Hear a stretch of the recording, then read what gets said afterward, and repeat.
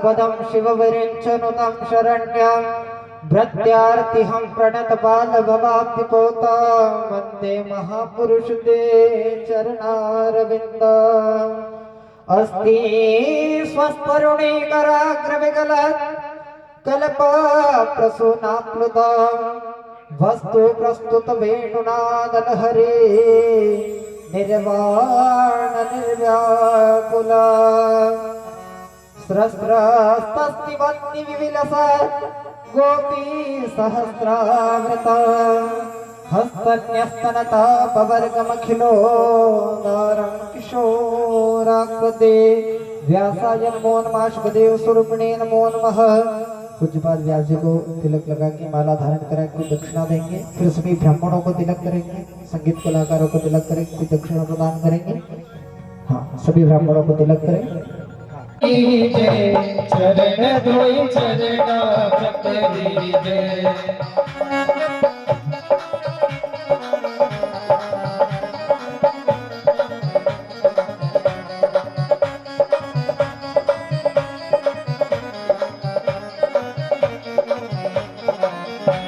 गुरु में सफल गुणों की खान, गुरु में सफल गुणों की खान, दास को देते निर्मल ज्ञान, दास को देते निर्मल ज्ञान, होय कल्याण जगत में मान, होय कल्याण जगत में मान। दास हरि जय हो, दास हरि जय हो, दास हरि जो करके लीजे चरण धोई चरणामृत लीजे, आरती सतगुरु की कीजे चरण धोई चरणामृत लीजे। जय हो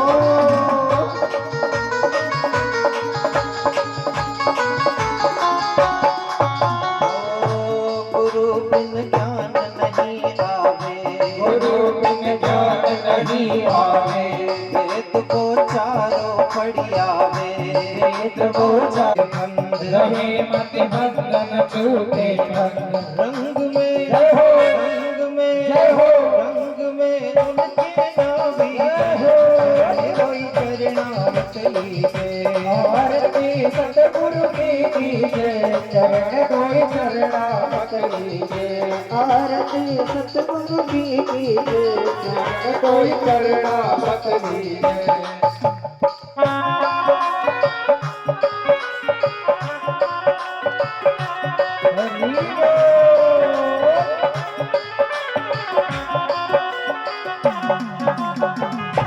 हमारे सतगुरु जी महाराज, हमारे सतगुरु जी महाराज, दादा संत दरबार गुरु का दरबार, दास हरि दास हरि दास हरि करके लीजे चरणामृत लीजे, आरती सतगुरु की कीजे चरण कोई चरणामृत लीजे।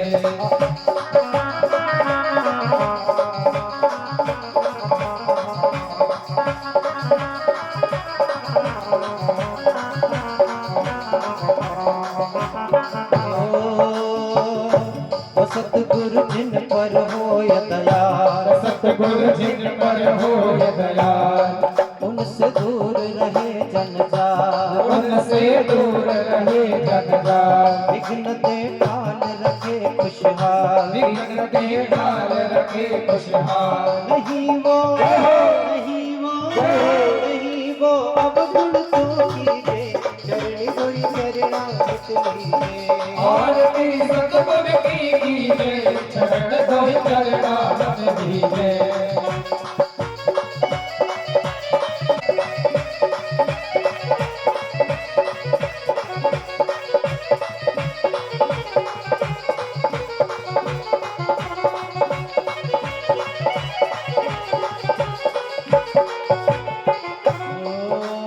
कर्पूर गौरम करुणावतारम संसारम भुजगेन्द्रहारम सदा वसंतम हृदयारविंदे मम नमामि सदा नमामि, गुरुर्ब्रह्मा गुरुर्विष्णु गुरुर्देवो महेश्वरः, गुरुर्साक्षात् परब्रह्म तस्मै श्री गुरुवे नमः। तस्मै श्री सेवितं कपित जम्बू फलचारुभक्षणम् उमासुतं शोकविनाशकारकं नमामि विघ्नेश्वरपादपङ्कजम् कस्तूरीतिलकं ललाटपटले वक्षस्थले कौस्तुभम् नासाग्रे वरमौक्तिकं करतले वेणुकरे कङ्कणम् सर्वाङ्गे हरिचन्दनं सुललितं कण्ठे च मुक्तावली गोपस्त्रीपरिवेष्टितो विजयते गोपालचूडामणि अस्ति स्वस्तरुणीगराग्रविगलत्कल्पप्रसूनाप्लुतम् वस्तु प्रस्तुत वेणुनादलहरि निर्वाण निर्व्याकुलम् स्रस्त निबद्धनि विवलसात् गोपी सहस्राव्रतम् स्तन्यस्तनतापवर्गमखिलोदारं किशोराग्रदे अज्ञानतिमिरान्ध्यस्य ज्ञानाञ्जलशलाकया चक्षुरुन्मिलितं येन तस्मै श्रीगुरुवे नमः। प्रणवौ पवनकुमार खलवन पावक ज्ञान घन जासुरदयागार बसहि राम सर चापुगर। आइए हनुमत विराजिए कथा करो मति अनुसार प्रेम सहित गादी धरो विराजिए पवन कुमार। सिया राम मैं सब जग जानी करहु प्रणाम जोर जुग बानी। अवंतिकायां विहितावतारा मुक्ति प्रदानाय सज्जनार्थम अकाल मृत्यु परिरक्षणार्थम वंदे महाकाल महासुरेश। लोकाभिरामं रणरंगधीरं राजीवनेत्रं रघुवंशनाथं कारुण्यरूपं करुणाकरन्तं श्रीरामचन्द्रं शरणं प्रपद्ये। श्रीरामचन्द्रं शरणं प्रपद्ये। मनोजवं मारुततुल्यवेगं जितेन्द्रियं बुद्धिमतां वरिष्ठं वातात्मजं वानरयूथमुख्यं श्रीरामदूतं शरणं प्रपद्ये। श्रीरामदूतं शरणं प्रपद्ये। दक्षिणे लक्ष्मणो यस्य वामे च जनकात्मजा पुरतो मारुतिर्यस्य तं वन्दे रघुनन्दनं तं वन्दे रघुनन्दनम्। ओम ओम ओम। स्वस्ति श्री गणेशाय नमः। श्री सरस्वती नमः। श्री गुरुचरण कमलेभ्यो नमः। श्रीमते रामानुजाय नमो नमः। परात्पर परअखिलेश्वर अकारण करुणा वरुणालय भक्त वांछाः कल्पतरु तडुंदित विनिंदित पीतांबरधारी निर्विकार निर्विकल्प निरंजन निरंकार भगवान श्री राघवेंद्र सरकार के चरणों में प्रणाम एवं भगवान श्री राघवेंद्र सरकार के चरणों का अनुसरण करने वाले श्री हनुमान जी महाराज के चरणों में वंदन। भोलेनाथ महादेव के श्री चरणों में प्रणाम एवं भगवान बालकृष्ण लाल की वांग्मय प्रतिमूर्ति श्रीमद् भागवत महापुराण के श्री चरणों में वंदन करते हुए यहाँ के ब्राह्मण देवता संतगण सभी इस गांव भवानी मंडी राजोदा मंडी में जितने भी स्थापित देवी देवता हैं, सभी स्थापित देवी देवताओं को इस पवित्र व्यास मंच से प्रणाम। प्रत्यक्ष और अप्रत्यक्ष रूप से जो जितने भी देवी देवता कथा सुनने पधारे, सभी देवी देवताओं को बारंबार वंदन है, प्रणाम है।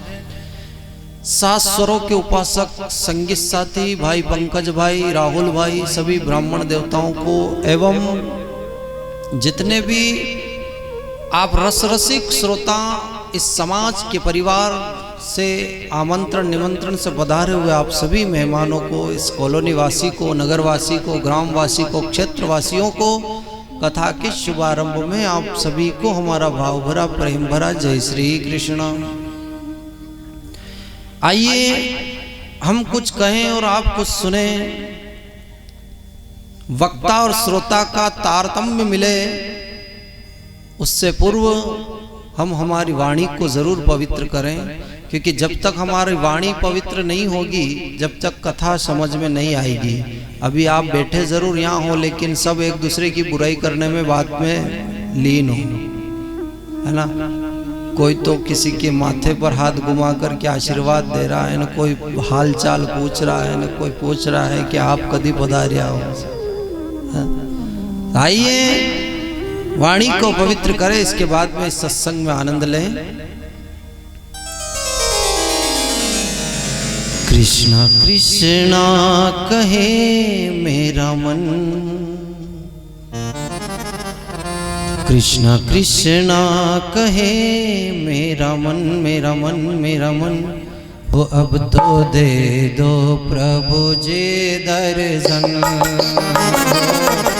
तो दे दो प्रभु जी दर्शन, अब तो दे दो प्रभु जी दर्शन, अब तो दे दो प्रभु जी दर्शन।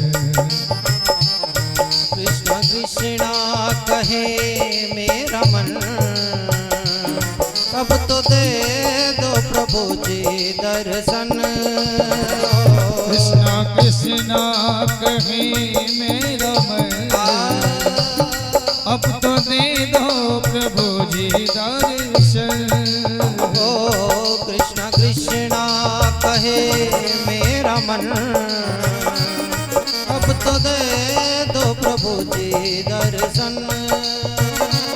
कृष्णा कृष्णा कहे मेरा मन, अब तो दे दो प्रभु जी दर्शन।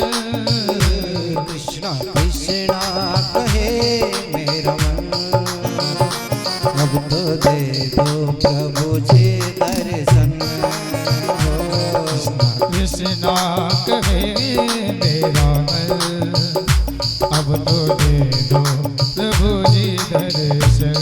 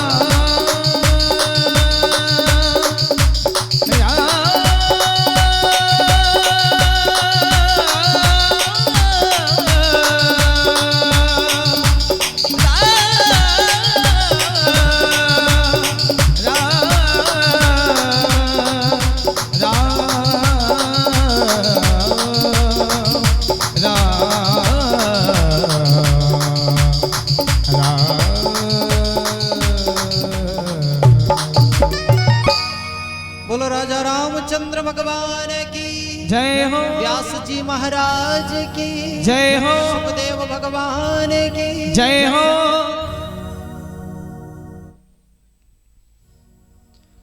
अभी आप सभी ने क्या गाया? भागवत कथा सुनकर के जीवन में हमारा मन कैसा हो जाना चाहिए कि कृष्णा कृष्णा कहे मेरा मन। आप लोगों का और हम लोगों का मन ऐसा हो जाना चाहिए कि भगवान से प्रार्थना करते हैं कि हमको 3 दिन हो गए कथा सुनते सुनते, और अब हो अब तो दे दो प्रभु जी दर्शन, हो अब तो दे दो प्रभु जी दर्शन। सज्जनों, ऐसा भाव होना चाहिए कि हे प्रभु, मैं तेरी कथा सुन रहा हूँ, और कथा सुनते सुनते अगर स्वप्न में भी मेरा ठाकुर, मेरा कन्हैया का, मेरा भगवान का अगर दर्शन हो जाए तो समझ जाना कि वास्तव में आपने जो कथा सुनी वो बड़ा भाव से सुनी है, बड़े स्नेह से सुनी है सज्जनों। और अगर ध्यान किसको कहते हैं सज्जनों, किसको कहते हैं ध्यान? आप लोग कल कथा सुन रहे थे राजा परीक्षित जी महाराज की जन्म की कथा, सुखदेव महाराज की जन्म की कथा आदि सभी आप लोगों ने सुनी है। किसको कहते? समीक मुनि ध्यान में बैठे हुए थे। ध्यान किसको कहते हैं? एक पक्षी ने पेड़ पर जन्म लिया, उस पक्षी ने अपना परिवार बढ़ाने के लिए अंडे के रूप में 2-4 अंडे दिए, और उन अंडे के ऊपर वो पक्षी बैठा हुआ है, उनकी रक्षा कर रहा है। लेकिन ऊपर देखा उस पक्षी ने तो एक बाज उड़ रहा है, एक चील उड़ रही है कि ये पक्षी कब उड़े और मैं इन अंडों को ले जाऊं।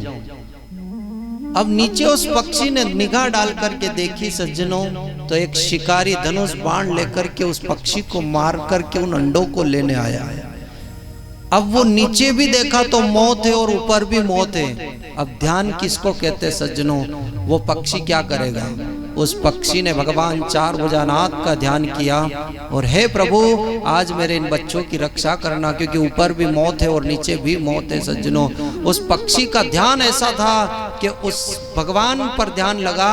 भगवान ने उस पक्षी की रक्षा करने के लिए किसको भेजा?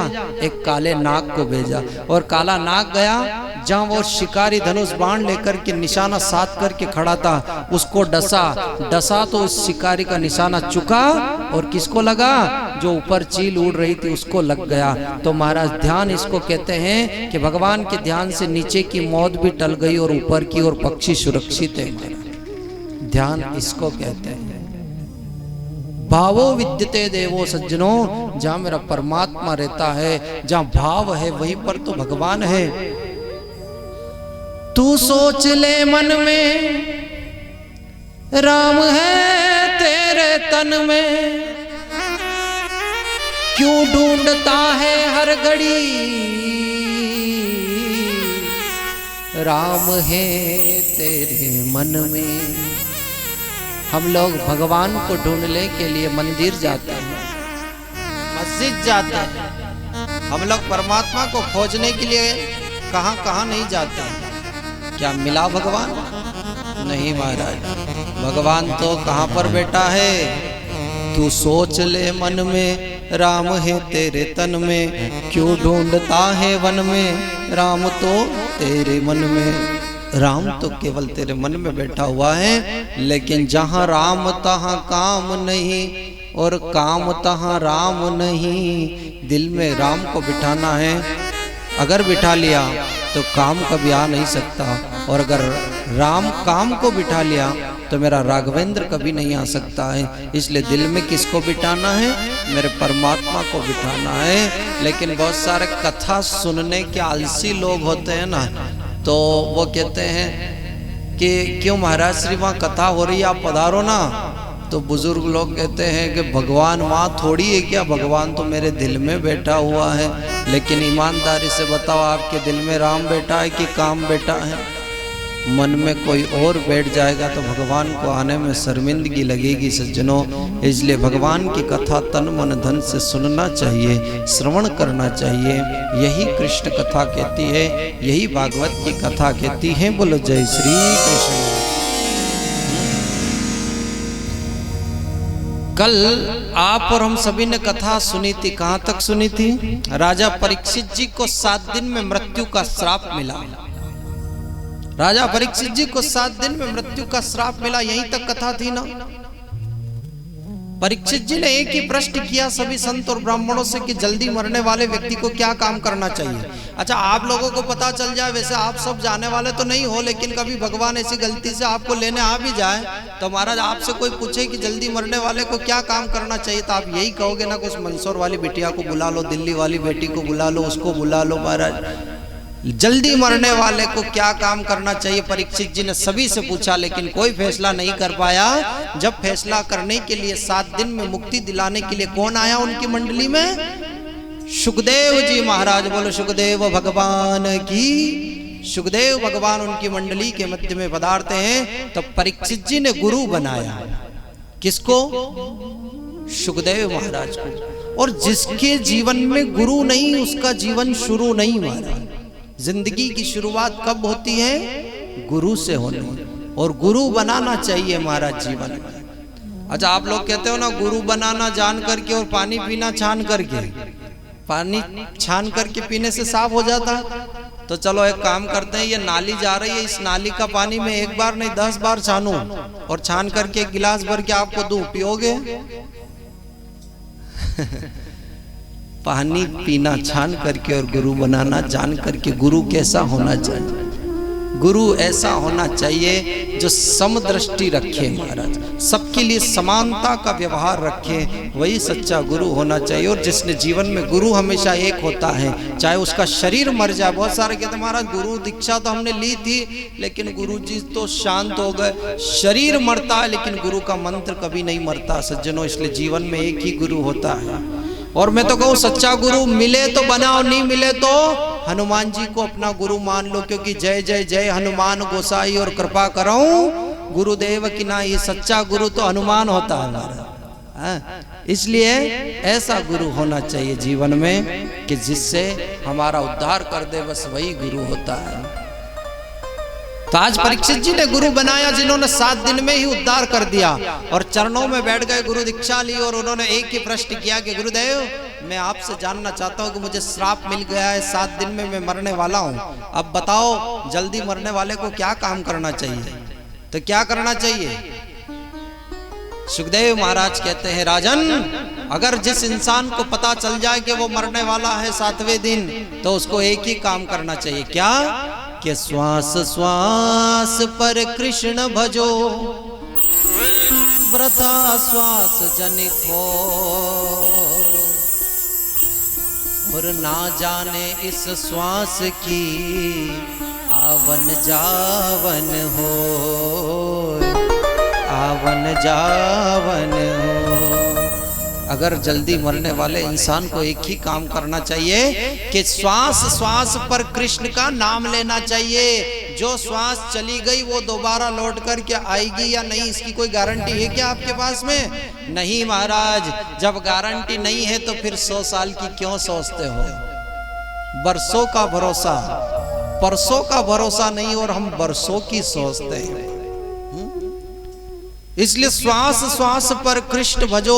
जल्दी मरने वाले इंसान को एक ही काम करना चाहिए कि कब मौत हो जाए, कब मृत्यु आ जाए, इसका कोई भरोसा नहीं है महाराज। इसलिए उसको कृष्ण का भजन करना चाहिए। इसीलिए किसी ने गाया है कि परसों की मत सोच, बरसों की मत सोच, पल का भी भरोसा नहीं है महाराज। एक पल की जिंदगानी है, कभी लौट करके नहीं आना है। इसलिए गाया है क्या? वो एक पल की जिंदगानी, वो एक रोज सबको जाना, वो बरसों की तू क्यों सोचे, वो पल का नहीं ठिकाना। एक पल की जिंदगानी, एक रोज सबको जाना, बरसों बरसों की तू क्यों सोचे, पल का नहीं ठिकाना।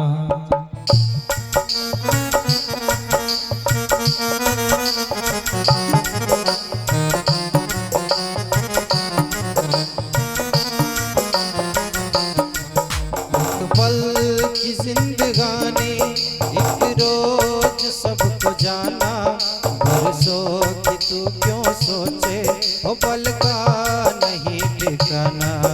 एक पल की जिंदगानी एक रोज सबको जाना, बरसों की तू क्यों सोचे, पल का नहीं ठिकाना।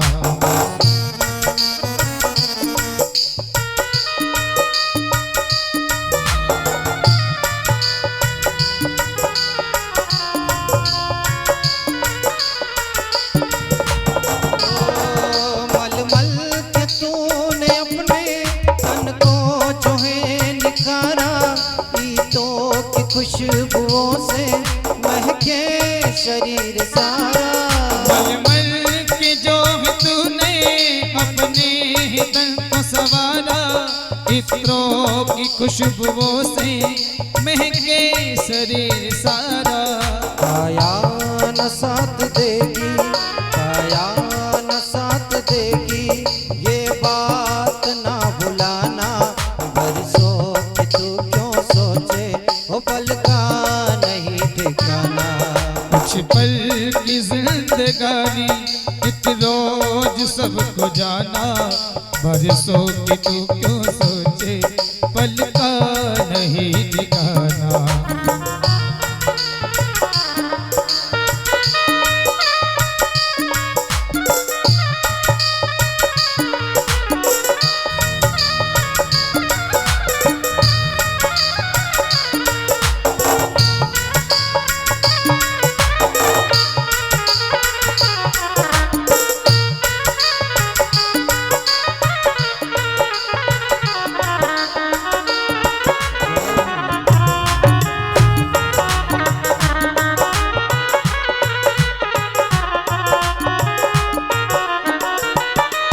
मन है हरि का दर्पण, मन में इसे बसा ले, करके तू कर्म अच्छे कुछ पुण्य धन कमा ले। मन है हरि कदर मन में इन्हें बसा ले, कर ले तू कर्म अच्छे कुछ पुण्य फल कमा ले। वरदान और धर्म, वरदान और धर्म सबको अगर है जाना, बरसों की तू क्यों सोचे ओ पल का नहीं ठिकाना। कुछ पल की जिंदगानी एक रोज सबको जाना, बरसों की तू क्यों सोचे, पल का नहीं ठिकाना। ओ पल का नहीं ठिकाना।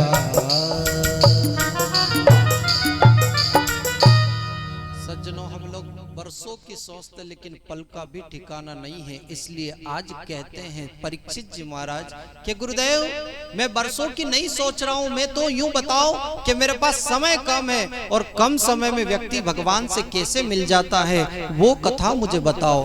तो आज 5 जगह भागवत जी में संवाद चलते हैं। एक तो 88,000 ऋषियों को सूत जी कथा बता रहे हैं, आगे यहाँ से सनक सनंदन सनातन और सनत कुमार ये नारद जी को कथा बता रहे, भक्ति ज्ञान वैराग्य को बता रहे, और तीसरे नंबर पे ये यहाँ पर आ गई कहाँ पर सुखदेव महाराज परीक्षित जी को कथा बताएंगे, और आज चौथे नंबर पर आप सब मिलकर के मुझे कथा बता रहे हो। ये 4 जगह और 1 जगह और मैत्री मुनि उद्धव को कथा बताएंगे। ये 5 जगह भागवत में संवाद चलते हैं, पांचों एक साथ में कथा चल रही है और अलग अलग कल्प में कथा सुनाई गई है। तो अब ये यहाँ पर सुखदेव महाराज परीक्षित जी को व्याख्यान सुना रहे भागवत की कथा। सुखदेव महाराज कहते हैं, राजन यूं बताओ, सारे प्रश्न परीक्षित जी ने सुखदेव गुरु से पूछा, लेकिन एक प्रश्न शुकाचार्य जी महाराज ने राजा परीक्षित जी से पूछा। वो कौन सा प्रश्न है?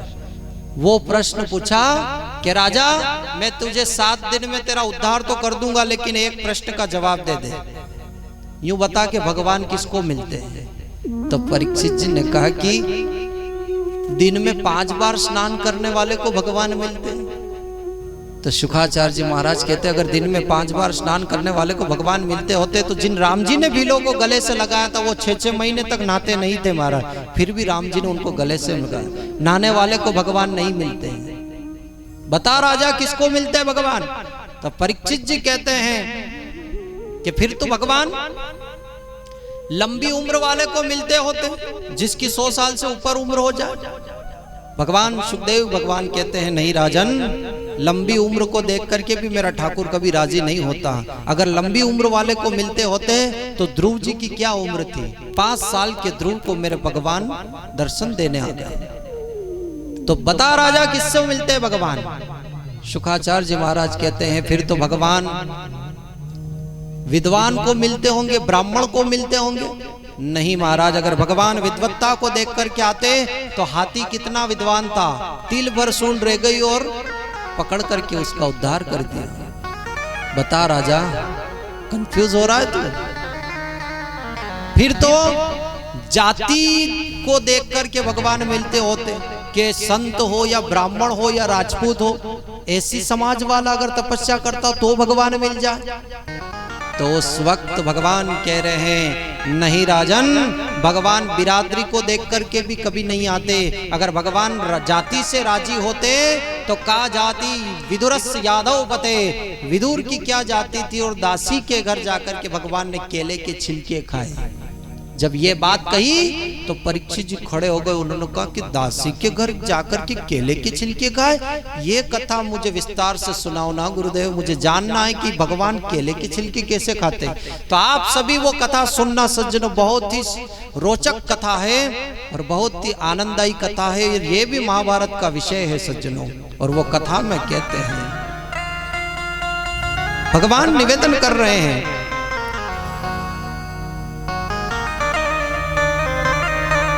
कि जाति की विदुर जी महाराज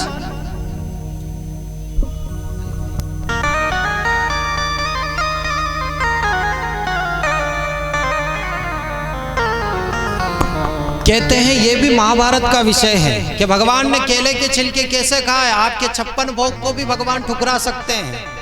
भगवान राजी होते हैं केले के छिलके से। कैसे कैसे खाए वो कथा ध्यान देना।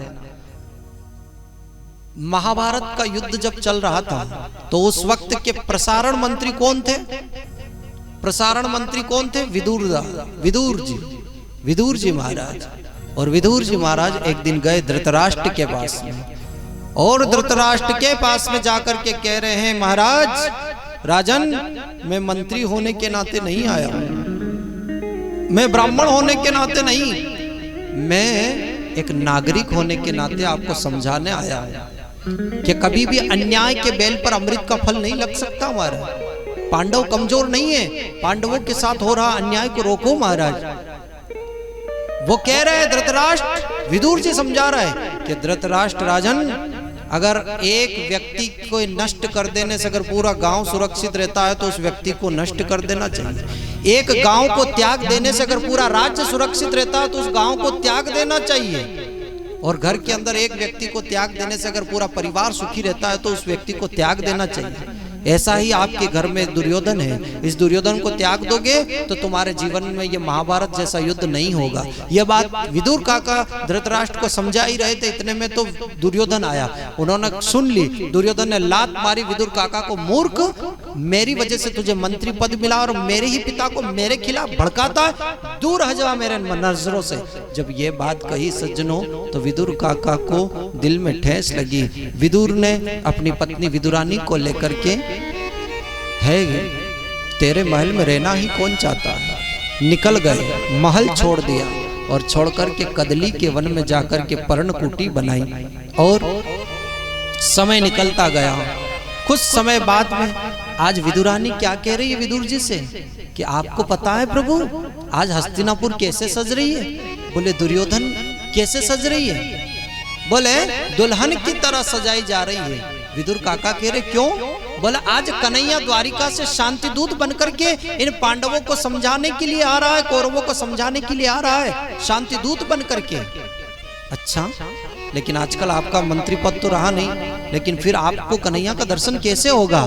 तो विदुर काका की आंखों में आंसू आ गए, रो पड़े। विदुर काका कह रहे हैं कि जिसके मन में भाव होता है ना, उसको हर कहीं दर्शन हो सकता है महाराज। इसलिए भले ही हम भगवान का दर्शन नहीं कर पाए कोई बात नहीं, लेकिन वो तो हमको देख लेगा ना, हम तो उसको देख लेंगे ना। तो हम भीड़ में नहीं जाएंगे, एक वृक्ष के नीचे खड़े हो जाएंगे। विदुर काका और विदुरानी एक वृक्ष के नीचे खड़े हो गए और उधर से भगवान का रथ आ रहा है। चलते चलते कोई आरती उतार रहा है, जनता जनार्दन उनका फूल फेंक रही है, माला पहना रही है, इत्र लगा रही। भगवान ने किसी की ओर नहीं देखा।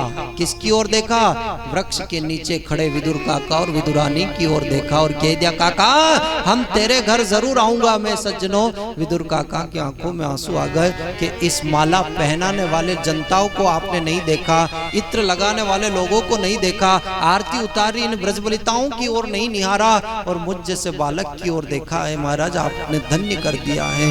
इतना कह करके विदुर काका का तो मन रूपी मयूर नृत्य करने लगा, मन नाच उठा कि वाह इस भरी भीड़ में मेरा इतना सत्कार किया कन्हैया ने, गरीब का सत्कार किया है। तो विदुर काका विदुरानी से कहते, जाओ अपनी कुटिया को संवारना सजाना, भरोसा नहीं है कभी भी आ जाता है। और मैं देख करके आता हूँ कि पांडवों में और कौरवों में क्या फैसला होता है। सुनने गए सज्जनों, तो वहां पर नकली स्वागत की तैयारियां करी। किसने? दुर्योधन ने।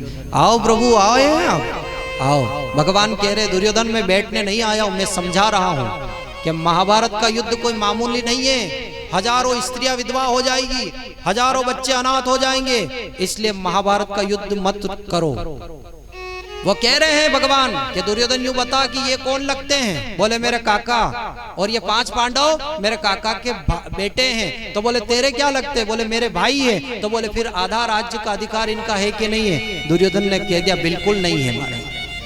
तो भगवान समझा रहे हैं कि एक काम कर, आधा राज्य मत दे, 5 गांव दे दे, जिससे 5 पांडव इनका लालन पालन पोषण और पेट भर लेंगे। बोले दुर्योधन ने कह दिया कि सुचक्रेण एव दास्यामि विना युद्धेन केशवम, सुई की नोक के बरोबर भी भूमि में बिना युद्ध के नहीं दूंगा। और युद्ध भी कैसा? महाभारत जैसा युद्ध होगा और उसमें मुझे ये 5 पांडव हरा देंगे तो मैं दूंगा, नितर नहीं दूं। भगवान ने कहा कि चलो ठीक है। भगवान कहते हैं दुर्योधन एक तरफ 23 अक्षौणी सेना और एक तरफ मैं खड़ा रहूंगा, बताओ तुझे क्या चाहिए? तो दुर्योधन ने क्या मांगा? 23 अक्षौणी सेना मुझे चाहिए। अब भगवान अर्जुन की ओर देखते हैं और क्या कह रहे हैं? अर्जुन हार निश्चित है तेरी, हरदम रहेगा उदास। अरे माखन तो दुर्योधन ले गया, केवल छाछ बची है तेरे पास। अर्जुन मुस्कुराते हुए कहता है अरे प्रभु जीत निश्चित है मेरी, दास हो नहीं सकता उदास। अरे माखन को लेकर के क्या करूं जब माखन चोर है मेरे पास, माखन चोर है मेरे पास है? माखन को लेकर के क्या करूं? अरे भले ही 23 अक्षौणी सेना ये दुर्योधन ले गया, उससे क्या होना जाना है, लेकिन माखन चोर कन्हैया तू अगर मेरे संग में है तो मेरी जीत तो निश्चित है महाराज। दुर्योधन ने कह दिया मैं 23 अक्षौणी लेकर के महाभारत का युद्ध करूंगा। युद्ध की तैयारियां हुई और दुर्योधन कह रहा चलो छोड़ो कन्हैया, ये तो सब राजनीति की बातें हैं, अब आइए थोड़ी खाने पीने की बातें कर लेते। आपको मालूम है कन्हैया मेरी माँ गांधारी ने तुम्हारे लिए 56 भोग बनाए हैं। तो भगवान क्या कह रहे हैं? दुर्योधन भोजन तो 2 ही अवस्था में होता है, या तो खाने वाले के पेट में भूख हो या फिर खिलाने वाले के दिल में श्रद्धा हो। ना तो तेरे मन में श्रद्धा है और ना ही मेरे पेट में भूख है, इसलिए भोजन तो नहीं होगा। और मेरा भोजन तो विदुर काका के यहाँ पर है। ने विदुर काका वहीं खड़े वो कह रहे बाप रे बाप मैंने कब निमंत्रण दिया और ये तो झूठ बोल रहा है, इसका भरोसा नहीं है। विदुर काका की आंखों में आंसू उमड़ पड़े, वो रो दिए। उन्होंने सोचा कि वाह आज 56 भोग को त्याग करके भगवान एक दासी के घर केले के छिलके खाने जा रहे हैं, कैसे जाएंगे। विदुर काका तो मन रूपी मयूर नाचने लगा और जाकर के कहता विदुरानी तुमको मालूम है आज भरी सभा में कन्हैया ने हमारी लाज रख दी और हमने निमंत्रण नहीं दिया। दुर्योधन कह रहा अरे दासी का बेटा वो क्या तुझे खिलाएगा, अरे जिसके खुद खाने की समस्या आ रही है वो तुझे क्या खिलाएगा। भगवान ने कहा वो मैं नहीं जानता, लेकिन इसका निमंत्रण द्वारिका में आया था, वो वहीं खड़ा। कौन? विदुर जी उन्होंने कहा मैंने तो कोई निमंत्रण ही नहीं दिया, लेकिन फिर भी घर आए, कुटिया में आकर के अपनी पत्नी विदुरानी से कहते हैं, सुनती हो, जल्दी जल्दी इस कुटिया तुम स्नान कर लो, कुटिया को सवारो, कन्हैया का भरोसा नहीं कभी भी आ जाए, और मैं उसके लिए माखन मिश्री और लड्डू लेकर के आता हूँ। विदुर काका तो बाजार चले गए माखन मिश्री लेने के लिए, और विदुरानी ने सोचा वो आए जब तक क्या कर लूं, स्नान कर लूं। स्नान करने गई स्नान कक्ष में, इतने में तो दरवाजे पर कौन आ गए, भगवान आ गए। दरवाजा खटखटाया, दरवाजा खटखटाया, दरवाजा नहीं खुला। भगवान ने आवाज लगाई, ओ विदुरानी काकी। विदुरानी ने सोचा ये तो मेरे कन्हैया की आवाज है। स्नान कर रही थी, अपने बदन के कपड़े पहनना ही भूल गई और दौड़ लगा दी महाराज। दरवाजा खोल करके देखा तो महाराज बालक की तरह रो पड़ी, फूट फूट के रो पड़ी। शिवरंजन रो दी, आंख में आंसू उमड़ पड़े कि आज मेरी गरीब की कुटिया पर 4 बजा नाथ खड़ा है महाराज। भगवान ने देखा कि ये मेरे आने की खुशी में इतनी बावरी हो गई कि बदन के कपड़े पहनना तक भूल गई।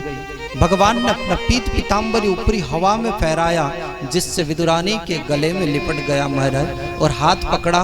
और भगवान कह रहे हैं, क्या काकी मुझे दरवाजे पर ही खड़ा रखोगी कि अंदर भी ले जाओगी? हाँ लल्ला, मुझे भूख लगी है, चलना अंदर।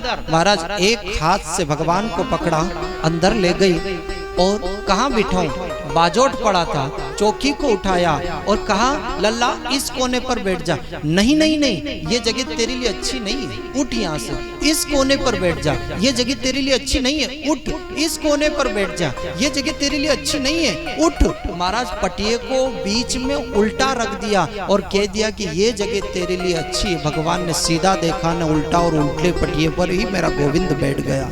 बैठ कर के कहती है, काकी मुझे भूख लगी है। विदुरानी कहती है, कन्हैया मैंने अपने हाथों से कदली के वृक्ष लगाए हैं और उस पर मीठे मीठे केले के फल लगते हैं, मैं अभी जाती हूँ तोड़ कर के लाती हूँ। लेकर के आई, पत्तल को बिछाया, पत्तल को रखा, उस पर केले रखा। भगवान ने एक केला लिया और खाने वाले थे, इतने में विदुरानी ने हाथ पकड़ा, कहा हे कन्हैया इतने वर्षों के बाद में आए हो और वो भी आपके हाथों से भोजन होगा? भोजन तो मैं अपने हाथों से कराऊंगी।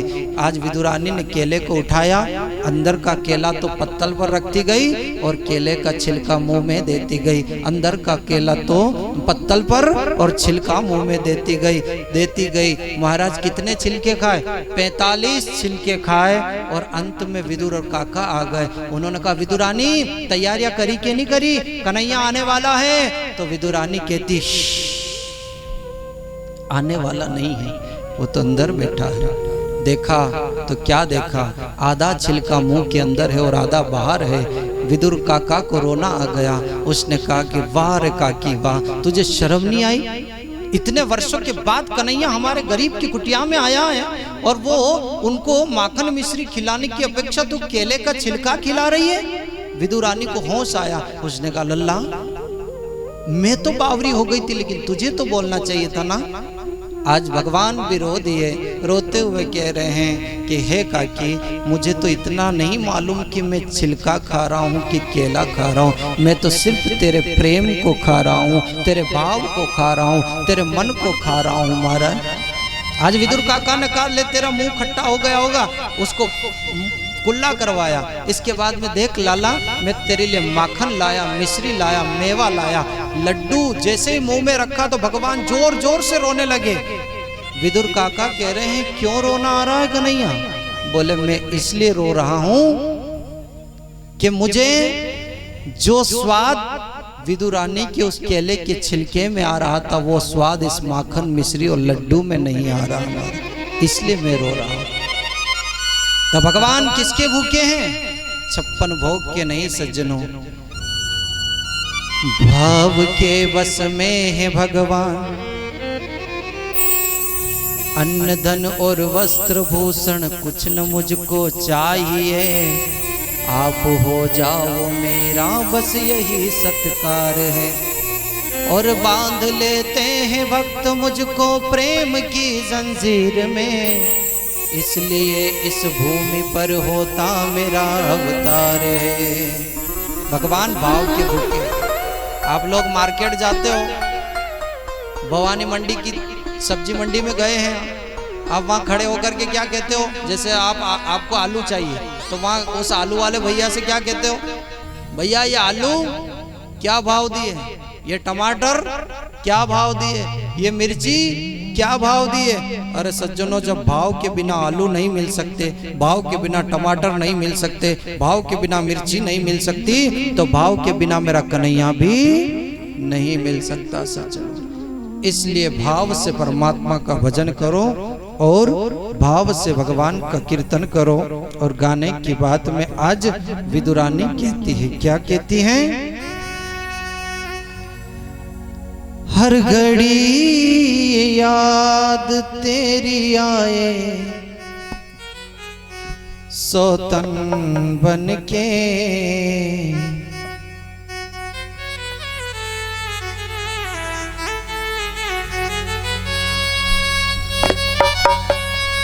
हर घड़ी याद आए सौतन बन के, मैं फिरूं श्याम तेरे नाम की जोगन बन के, मैं फिरूं शाम तेरे नाम की जोगन बन के।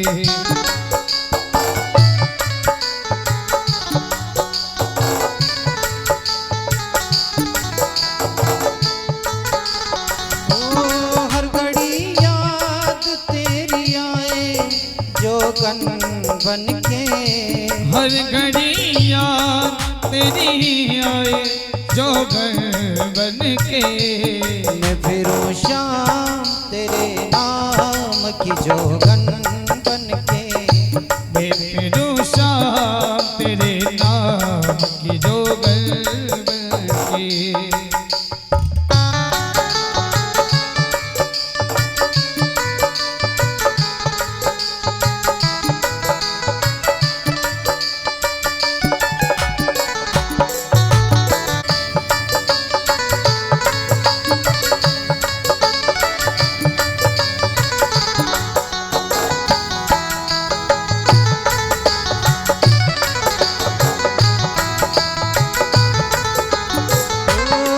जमाना था बुलाने से चला आता था, एक जमाना था बुलाने से चला आता था, मुझको कण कण में तेरा चेहरा नजर आता था, मुझको कण कण में तेरा तेरे का दर्पण बन के, मैं तो अब टूट भी तेरे दर्पण बन के, मैं फिरूं श्याम तेरे नाम की जोगन बन के, मैं फिरूं श्याम तेरे नाम की जोगन बन के।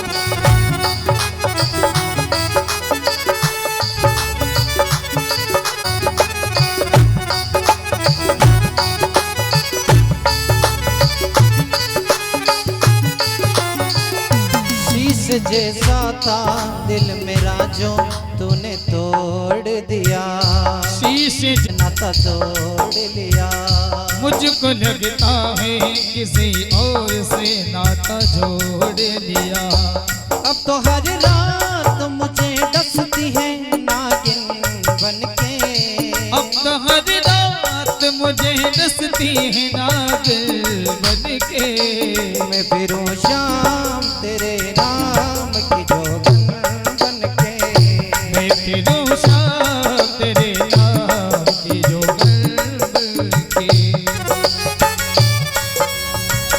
मैं फिरूं श्याम तेरे नाम की जोगन बन के। बोलो सांवलिया सेठ की, थोड़ा और धीरे बोलो, भागवत भगवान की जय हो। अब जो नहीं बोलेगा उसको अपने अड़ोसी पड़ोसी की सौगंध है साहब। बोला सावलिया सेठ की जय हो। देखो साहब, एक रायचंद की बात याद आ गई तो मैं आपसे निवेदन करूं कि इस दुनिया में रायचंद कहाँ नहीं होते बताओ। रायचंद ऐसा व्यक्ति है जो हर जगह पाए जाते हैं। इनका काम क्या है? राय दो, कोई मांगे या ना मांगे तो भी जबरदस्ती दो। ये रायचंद आपको शमशान में भी मिल जाएंगे। मिलते हैं कि नहीं मिलते सर? देखो, बिन मांगे राय देना दुखी होने के 10 रास्ते में से एक रास्ता है। दुखी होने के कितने रास्ते हैं? 10 में से एक रास्ता है। कौन सा? कोई मांगे तो राय दो, नहीं मांगे न जबरदस्ती दोगे तो मुसीबत में फंस जाओगे। कैसे फंसोगे वो कथा ध्यान से सुनो। एक गधा और एक बैल दोनों पास में बंधे हुए हैं। अब किसान जो रहता है वो काम किससे करवाता है? फटाफट बोल। बैल से। तो गधा भी बंधा हुआ और बैल भी बंधा हुआ। किसान रोज ले जाता बैल को और काम करवा के ला करके बांध देता, फिर काम करा शाम को बांध देता। अब वो गधा हमारे जैसा था, खाता पीता मस्त रहता। तो महाराज उस गधे से रहा नहीं गया और वो बैल भैया से क्या कह रहा है? ओ बैल भैया, एक राय दूं क्या आपको? तो बैल कह रहा है कि मैंने तेरे से पूछा तो नहीं है, लेकिन तेरे मन में अगर संशय है तो दे दे राय। तो राय ये है कि देख, किसान तेरे को 1 महीने से काम करवा रहा है और 1 महीने से तू दुखी हो रहा है, तो ऐसा करना, कल बीमार होने का नाटक कर लेना। तो उसने कहा बस ठीक है, तू कह रहा है बीमार होने का नाटक कर लूंगा।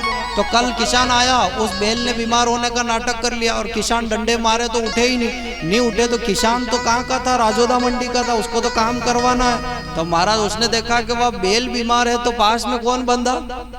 गधे को ले चलो। तो अब गधे को लेकर के काम करवा के ला करके बांध दिया। अब बैल की दिमाग की घंटी बजी, उसने कहा ये स्कीम ठीक बताई। उसने दूसरे दिन फिर नाटक कर लिया, तीसरे दिन फिर कर लिया। 1 महीने के बाद गधे की जो हेल्थ थी वो उतर गई। छुट्टी मिली 1 दिन की, गधे की मंडली में गया। मंडली वाले कह रहे पहले तो बहुत हेल्थ बढ़ रही थी, अब क्या हुआ? कि जीवन में एक बात याद रखना, कट जाना, मर जाना, लेकिन कोई पूछे तो राय देना, लेकिन बिन मांगे कभी राय मत देना, नहीं तो मेरी हालत नहीं। मेरी हालत बिगड़ गई वैसे तेरी नहीं बिगड़ी। तो सज्जनों, ये रायचंद हर जगह होते हैं। आप लोगों ने भी ये पांडाल लगाया होगा तो रायचंद बहुत आए होंगे। कथा मंच लगाए होंगे तो आपने बहुत सारे देखे होंगे। शमशान में भी आ जाते, वहां भी कहते कि दादाजी को ऐसे सुलाओ ने, ऐसे पैर रखो ने, ऐसे मुंडी करो ने, ऐसी करो ने, है ना। इसलिए सज्जनों, जीवन में याद रखना, ऐसी योग्यता बनाओ कि दुनिया के लोग आपके पास में राय मांगने आए। तो यहाँ पर सुखदेव भगवान कह रहे, राजन बता भगवान, अगर जाति से मिलते होते तो जिसके यहाँ केले के छिलके खाने गए उसकी क्या जाति थी? क्या थी? दासी के घर भगवान ने केले के छिलके खाए। इसलिए भगवान जाति से भी नहीं मिलते। काहे से मिलते? कि जात पात पूछे नहीं कोई, और जो हरि को भजे सो हरि को होई, है ना। इसलिए जाति पाति को कोई मत पूछो। रामायण भगवान राम तुलसीदास जी महाराज ने रामायण लिखी तो उसमें पहला अक्षर लिखा क्या? वर्णानाम अर्थ संगानाम। राम कथा जब लिखी तो उन्होंने पहला अक्षर लिखा क्या? वर्णानाम। इसका क्या मतलब है?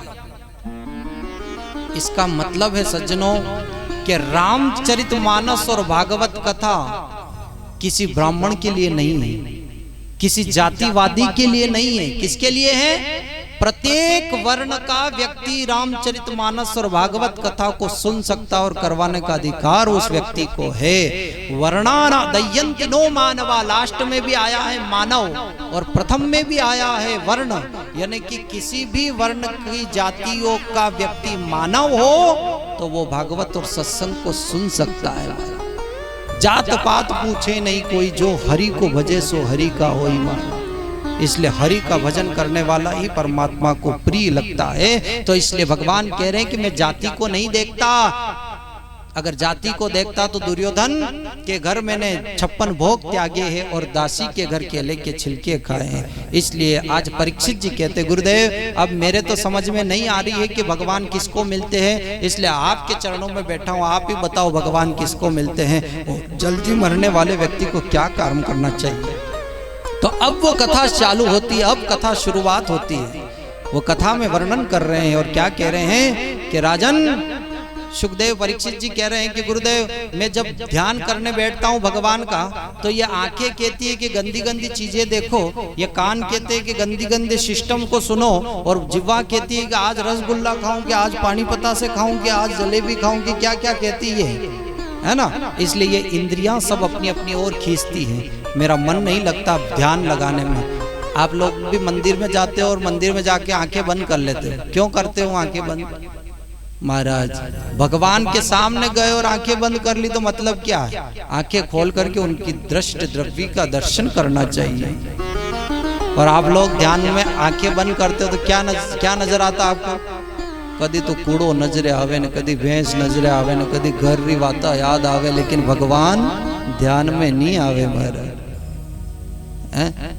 जैसे ब्राह्मण देवता पूजा कराते हैं, वो कहते हैं चलो गणपति जी का ध्यान करो ना, आप आंख बंद करी न घरे लाड़ी रो ध्यान करी रहा।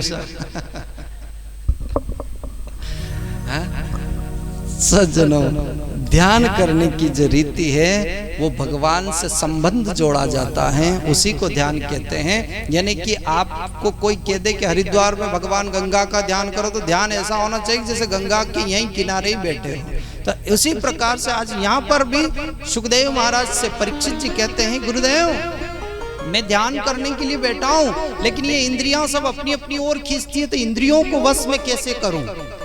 तो इंद्रियों को वश में करने का नियम बता रहे हैं कि जितासनो जित श्वासो जित संगो जितेन्द्रियः स्थूले भगवतो रूपे मनः संधारयेद्या। अगर इंद्रियों को वश में करना है तो पहले किसको जीतना पड़ेगा? किसको जीतना पड़ेगा? जितासनो, पहले श्वास को जीतो। श्वास को जीतना मतलब जो श्वास जा रही है उस पर भी राम का नाम आना चाहिए, और निकल गई उस पर भी कृष्ण का नाम आना चाहिए। और इसके बाद में दूसरे नंबर पर आता आसन। एक आसन पर 5 घंटे बैठने की आदत अगर पड़ गई तो वो व्यक्ति आसन को जीत सकता है। अब अपने यहाँ तो 4 घंटे में भी समस्या आ रही है, और 5 घंटे 6 महीने तक कैसे बैठे मारे। इसलिए जिसने आसन को जीत लिया वो श्वास को जीतेगा, और श्वास को जीत लिया तो उसने मन को जीत लेगा, और मन को जीत लिया तो इंद्रियां अपने आप जीत में आ जाएगी सज्जनों। इसलिए राजन, व्यक्ति को यह काम करना चाहिए, जल्दी मरने वाले इंसान को भगवान का भजन करना चाहिए। अब भगवान कह रहे हैं कि प्रभु हे गुरुदेव, ये प्रभु सृष्टि को कैसे बनाता है, सृष्टि की कथा बताओ ना।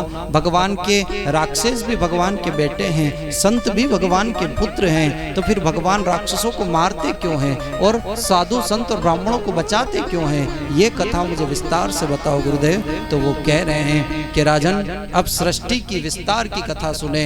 ये सृष्टि कैसे बनी है वो कथा आप ध्यान से सुने कि ये सृष्टि कैसे बनती है। आप क्या सोचते हो, आपके पिताजी ने शादी कर ली और आप इस संसार में आ गए तो बस यही सृष्टि है? नहीं सज्जनों, ये सृष्टि कैसे बनी? पहले इस दुनिया में कुछ भी नहीं था, कुछ भी नहीं था। क्या था? था तो एक ही चीज, क्या? नार और अयन। नार कहते हैं जल को, और अयन कहते हैं मुकाम को। जिसका जल के अंदर मुकाम हो उसे कहते हैं नारायण। पहले इस सृष्टि में था तो केवल एक भगवान था, वो है नारायण। अब एक से ये सृष्टि कैसे बनती है वो कथा ध्यान से सुनना सज्जनों। नारायण अकेले भगवान थे और अकेले इंसान का कभी मन नहीं लगता, तो भगवान ने विचार किया कि कोई ना कोई खेल खेलता हूं। तो उन्होंने क्या खेल खेला? ये सब खेल ही खेल रहा है भगवान, कि किसी को सोना दे दिया, किसी को चांदी दे दी, किसी को 2 भाई। भगवान की लीला देखो कि जिसको कंगी देते उसको बाल नहीं देते, जिसको बाल देते भी कांगो नहीं दे, न जिसके दांत देते हैं उसको चने नहीं देते, जिसको चने देते उसको दांत नहीं देते, न जिसको पैसा 5 व्यक्ति है 5 को पैसे दे दिया पर औलादे नहीं दी, और किसी को लड़के दे दिए तो पैसा बहुत है महाराज, खाने वाला कोई नहीं। यही तो लीला है भगवान की, पर हम समझ नहीं पा रहे भाई। हम रोने में ही बैठे हैं, रोते ही रहते हैं दिन भर, है ना। इसलिए भगवान कहता है कि तुम क्या सोचते हो, तुम क्या सोचते हो? तो भगवान अकेले बैठे तो उन्होंने कहा चलो कोई ना कोई खेल खेलते हैं साहब। तो वो मनोरंजन करने के लिए इस पृथ्वी को बनाते। कैसे बनाते? पहले अकेले भगवान थे, उन्होंने कहा क्या करूं?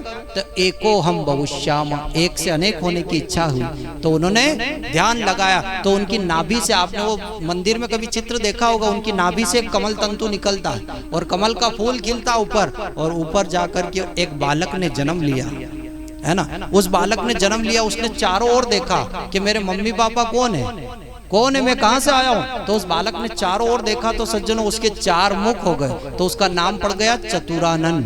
लेकिन मैं कौन, मैं आया कहां से, ये प्राप्त करने के लिए वो उस कमल तंतु की अंदर गहराई में गया। लेकिन भगवान की गहराई कोई नहीं नाप सकता। अंदर गया, उसने कहा यार यहाँ तो बहुत घबराहट हो रही, बाहर ही हवा आ रही थी, बाहर चलो। अंदर जाके फिर बाहर आया सज्जनों, तो दाढ़ी मूंछें सफेद हो गई, फिर भी पता नहीं चला कि मैं कौन हूं। समुद्र में से एक बुलबुला उठा, उसमें से एक आवाज आई, क्या? त और प, ओम अक्षर निकला। समझ गया कि इसका 1000 वर्ष मुझे तप करना है। तो उस बालक ने तप किया 1000 वर्षों तक। तो सज्जनों 4 भुजानाथ प्रकट हुए और 4 भुजानाथ ने हाथ पकड़ करके कह दिया कि तूने ब्रह्म को जाना, इसलिए आज से तेरा नाम ब्रह्मा मैं रखता हूं। अब कितने देवता हो गए? 2 हुए अभी तो। अब 2 से कैसे बढ़ती है सृष्टि, ऐसे बढ़ती है। अब कह दिया कि आज से तुम्हारा काम ये है कि तुम्हारा नाम है विधाता और तुम सृष्टि का विस्तार करो। हमारा सृष्टि का विस्तार करे तो अकेले आदमी से क्या सृष्टि घर गृहस्थी बढ़ रही है क्या? इतना कह करके भगवान तो अंतर ध्यान हो गए। अब ब्रह्मा जी अकेले बैठे हो, उन्होंने कहा क्या करे क्या करे, तो ध्यान लगाया तो सज्जनों ब्रह्मा के भ्रुकुटी से रोता हुआ एक बालक निकला। एक पर्वत से टकराया, पर्वत के 2 टुकड़े हुए, उसमें से निकले कौन? रोता हुआ निकला, इसलिए उनका नाम पड़ा रुद्र और उसी को महादेव कहते हैं। बोलो शंकर भगवान की। अब कितने देवता हो गए? ब्रह्मा, विष्णु और पालन करता, लय करता और संहार करता, 3 देवता हुए। अब सभी को एक ही बात कही ब्रह्मा जी ने कि जितनी हो सके सृष्टि बढ़ाओ। तो शंकर भगवान ने पूछा कि कितनी बढ़ाऊं और कैसे बनाऊं?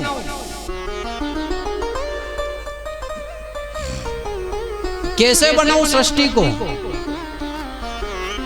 तो शंकर भगवान ने अर्धनारीश्वर का रूप लिया। अर्धनारीश्वर रूप लेकर के कहा कि ऐसे बनाओ। तो ब्रह्मा जी ने सब किन्नर ही किन्नर बना दिए हमारा। अब शंकर भगवान ने देखा कि देख क्या हूं कि ये सृष्टि कैसे बना रहा। देखा तो अरे बाप रे, इससे क्या होगा? अरे रुक जा आप मत बनाना, जितने बनाए उतने ही रहने दे। अब महाराज देखा तो ऐसे थोड़ी बनाना। तो शंकर भगवान ने कहा मैंने, आपने कहा कि ऐसे बनाना, मैंने ऐसे बनाया, मैंने आपने बताया कि कैसे बनाना था, ऐसे बना। तो महाराज ऐसे नहीं, कैसा? या तो पूरा पुरुष होना या पूरी स्त्री होना। लेकिन फिर भी मन नहीं जगा तो क्या हुआ? फिर उनके मानसिक संकल्प से 4 बेटों ने और जन्म लिया। ब्रह्मा जी के 4 बेटे और हुए। क्या नाम है? सनक, सनंदन, सनातन और सनत कुमार। ये 4 बेटों ने और जन्म लिया। लेकिन जो भी जन्म लेता विवाह कौन करे? सब भगवान के ध्यान में लग जाए। अब क्या करें? सृष्टि कैसे बढ़े महाराज? फिर 10 बेटे ने और जन्म लिया। मरीचि, अत्रि, अंगिरा, पुलस्त्य ऋषि, प्रलु, क्रतु, भृगु, वशिष्ठ, दक्ष और नारद जी महाराज। ये 10 बेटे और जन्म ले लिया। लेकिन फिर भी सृष्टि थोड़ी बड़ी क्या भी? आजकल व्यक्ति को कह दो कि जनसंख्या बढ़ानी, तो बिल्कुल साहब कोरोना काल से ही देखो जनसंख्या डबल हो गई कि नहीं हो गई। तो यहाँ पर पहले की बात है, आजकल की बात थोड़ी है क्या। तब पहले उन्होंने कहा कि साहब कौन घर गृहस्थी में पड़े महाराज, इसलिए अपने तो संत बनो। जो भी बेटा जन्म लेता संत बन जाता। अब क्या करे साहब, फिर भी काम नहीं बना। तो ब्रह्मा ने विचार किया कि ऐसे सृष्टि नहीं बढ़ेगी, एक जोड़ा उत्पन्न करना पड़ेगा। तो ब्रह्मा जी के दक्षिण अंग से एक जोड़ा प्रकट किया। क्या नाम है? मनु और सतरूपा। मनु महाराज की, मनुष्य जितनी भी संतान है ये मनु महाराज की संतान है। हमारा मनुष्य जितने भी है मनु महाराज की संतान है। तो मनु और सतरूपा ये एक जोड़ा हुआ जिससे मैथुनिक क्रिया प्रारंभ हुई। तो मनु और सतरूपा के माध्यम से 3 बेटियां और 2 बेटों ने जन्म लिया। क्या नाम है 3 बेटियों का? आकुति, देहूति और प्रसूति। और 2 पुत्र का क्या नाम है? प्रियव्रत और उत्तानपाद। ये 3 बेटे और 2 बेटियां हुई। अब इसी से पूरी सृष्टि हरी भरी हो जाती है महाराज, इसी से पूरी सृष्टि हरी भरी हो जाती है। आगे चल करके एक और राजा हुए, एक और भगवान होते हैं। कौन? कश्यप महाराज की 13 पत्नियां। 13 पत्नियां में दीति सबसे बड़ी है। तो दीति रानी कश्यप महाराज के पास में गई और जाकर के कहती, महाराज मेरी जितनी भी सौतन है उन सब के तो बेटा है और मेरे बेटा नहीं है, इसलिए मुझे बेटा चाहिए। कश्यप महाराज ने कहा, देखो देवी, ये समय अभी गोधूली का वेला का समय है, जिसको आप लोग क्या बोलते हैं, एक ही वेरा। और गोधूली वेला का जो समय है, इस वक्त रहा गया गर्भ में जो बालक होता है वो कौन होता है? वो राक्षस होता है। इस समय महादेव अपनी पत्नी के संग रमण करते, ये समय अच्छा नहीं है। लेकिन दीति नहीं मानी। कामा तुराणम न भयम न लज्जा, अर्थात तुराणम न पिता न बंधु। काम जब शरीर में जगता है तो नहीं तो भय रहता है और ना ही लाज रहती है ना, नहीं तो भय रहता और ना ही लाज रहती है महाराज। तो अर्थात तुराणा न पिता न भैया, जब पैसा आता है ना तो न बाप न बड़ा भैया, सबसे बड़ा। तो उसी प्रकार से सज्जनों हर चीज की एक मान्यता है। तो उस दीति के मन में काम जगह, मुझे तो बेटा अभी चाहिए और अबार ही चाहिए। तो कश्यप महाराज कह रहा, मेरे क्या झोली में थोड़ी पड़ा बेटा जो निकाल करके तेरे को दे दूं। नहीं मानी महाराज। और कश्यप महाराज ने श्राप दे दिया कि जा, तुझे बेटा तो होंगे, 2 बेटे होंगे लेकिन दोनों राक्षस होंगे। ये श्राप मिल गया, दीति चरणों में गिर गई। कश्यप महाराज कहने लगे कि अब मेरा श्राप तो मिल गया, बेटा तो तुझे होगा, राक्षस होंगे, लेकिन एक आशीर्वाद देता हूं कि तेरे दोनों बेटे को मारने के लिए 4 भुजानाथ का अवतार लेकर के इस पृथ्वी पर आना होगा, ये मेरा आशीर्वाद है। तो दीति कह रही है कि मेरे बेटे को मारने के लिए अगर भगवान खुद आए तो इससे बड़ा सौभाग्य और क्या होगा। भगवान के हाथों से मरना भी मुक्ति है और जीना भी मुक्ति है। तो मेरे बेटों को मुक्ति अगर वो देने आए तो मुझे मंजूर है। समय निकला सज्जनों, तो दीति का गर्भ फूलने लगा और फूला तो उस गर्भ से इतना तेज प्रकाश निकला कि जितनी भी देवी देवता थे उनके सबके डबल चश्मे भी लगाए तो भी रोशनी कम नहीं पड़ी। सभी देवी देवता ब्रह्मा के पास में गए, उन्होंने कहा महाराज ऐसा कौन सा दीति के गर्भ में बालक है जो इतना तेज दे रहा है। तो वो 2 बालक कौन थे? तो यही भगवान के पार्षद जय और विजय दोनों दीति के गर्भ में आए हैं। तो किसी ने कहा ये राक्षस बनकर के क्यों आए? तो इसकी भी कथा आती, गहराई में जाना पड़ेगा। इसकी कथा इसलिए आई, जय विजय भगवान के जो 2 पार्षद हैं ये राक्षस क्यों बने? इसलिए बने। जय विजय दोनों भगवान द्वार पर खड़े हो और सनक सनंदन सनातन सनत कुमार ये चारों भाई उनसे भगवान ठाकुर से मिलने जा रहे थे। उस वक्त भगवान दिन में शयन कर रहे थे। इन दोनों भाइयों ने रोका, अंदर नहीं जा सकते। सनत कुमार कह रहे हमारे पिताजी से मिलने के लिए रोकते हो। दोनों का युद्ध हुआ सज्जनों। तो सनत कुमारों ने श्राप दे दिया कि जाओ तुम राक्षस होंगे, 1000 वर्ष प्रभु से दूर हो जाओगे। इतने में तो भगवान श्रीमन नारायण उठ करके आ गए। उन्होंने कहा झगड़ा काहे का चल रहा है? सनत कुमार कह रहे कि आपसे मिलने के लिए दोनों पार्षद रोक रहे थे, हमने इनको 1000 वर्ष तुमसे दूर रहने के लिए बोला है। भगवान ने कहा कि देखो जय विजय, तुम्हारे पास में 2 ऑप्शन है, या तो तुम 1000 वर्ष मुझसे दूर हो जाओ या फिर 3 जन्म तक राक्षस हो जाओ और चौथे जन्म में मेरे पास में आ जाओ। उन्होंने कहा कि ठीक है, हम हजारों वर्ष आपसे दूर नहीं हो सकते लेकिन 3 जन्म तक राक्षस होने को तैयार है। तो यही जय विजय पहले नंबर पर दीति के गर्भ में आते हिरण्याक्ष और हिरण्यकशिपु, दूसरे में दंतवक्र और शिशुपाल, और तीसरे में रावण और कुंभकर्ण बनकर के राम जी ने उनका उद्धार किया, और चौथे में फिर जय विजय बनकर के तैयार हो जाते हैं महाराज। ये है जय विजय। और आज पहले नंबर पर हिरण्याक्ष और हिरण्यकशिपु बनकर के दीति के गर्भ में प्रवेश कर गए। समय निकला, दोनों बेटों ने जन्म लिया और बड़े हुए तो राक्षस हुए। हर किसी को पकड़ करके शरीर से मसल करके फेंक देते, किसी को भी पकड़ते मसल करके फेंक देते। इंसान हो चाहे कोई भी हो, यहाँ तक कि देवी देवताओं को भी वो राक्षस हिरण्याक्ष जो था इतना ताकतवर और इतना बलवान था कि वो किसी व्यक्ति को पकड़ता, मसलता, शरीर से रगड़ करके फेंक देता। एक कथा याद आती है, एक हिंदू धर्म वाला और एक ईसाई धर्म वाला। हिंदू धर्म में तो वृक्ष को भी भगवान का दर्जा दिया जाता है। तो दोनों बालक थे, छोटे थे, विद्यालय पढ़ने जा रहे हैं। तो वो हिंदू धर्म वाला जिस किसी पेड़ को देखता, तुलसी माता का एक पेड़ आया, उस बालक ने कहा हे तुलसी माता जय हो आपकी। तो वो ईसाई वाला कह रहा है कि ये कौन है, कि बोले तुलसी माता। तो उसने उखाड़ी तुलसी को न, वो भी बदन से रगड़ करके फेंकने लगा, फेंक दी उस तुलसी को कि ये ले तेरी तुलसी माता। वाह भाई। दूसरे दिन फिर आए दोनों बालक, फिर एक वृक्ष दिखा तुलसी का, उसने कहा प्रणाम तुलसी माता। वो कह रहा ये कौन है, बोले ये भी तुलसी माता। उसने फिर उखाड़ा और फिर बदन से ईसाई धर्म वाले ने रगड़ा और फेंक दिया, तोड़ दी तुलसी को। तीसरे दिन फिर ये कौन है, तुलसी माता, फिर रगड़ा और फिर फेंक दिया। उसने कहा ये ऐसा नहीं मानेगा। वो गया उधर दूसरे रास्ते से, वहां पर एक केमच की फली का वृक्ष था। उसने कहा प्रणाम, कि ये कौन है, बोले ये भी तुलसी माता। अब उसने उखाड़ा न, शरीर से रगड़ा मारा ने फेंक दिया। अब वो तो क्या हाल हुआ उसका। सज्जनों, कहने का तात्पर्य है हमारे हिंदू सनातन धर्म के अंदर वृक्ष की भी पूजा होती है। तो यहाँ पर हिरण्याक्ष जो है वो भी इंसानों को मसल करके फेंकने लगा। तो अब क्या करें। इतने में पूरी सृष्टि प्रलयकाल समुद्र में डूब गई, सब हाहाकार मच गया। अब वो सृष्टि को उठा करके समुद्र में से बाहर लाए कौन, तो कौन लाए, तो उसके लिए ब्रह्मा जी बैठे हुए। ब्रह्मा जी को छींक आई, ब्रह्मा जी के नासिका से एक बालक निकला, समुद्र में गया।